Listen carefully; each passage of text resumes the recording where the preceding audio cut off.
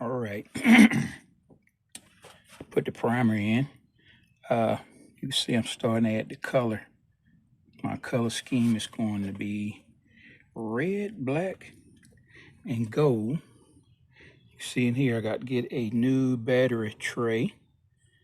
Look like somebody had put some new, what kind of bushings are those? Those look like control arm bushings. They look new, they ain't bad.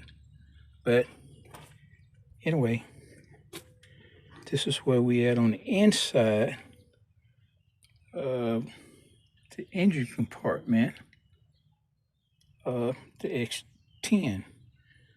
I'm starting to add that rainbow coalition of colors. So once I get the engine in there, it all look decent.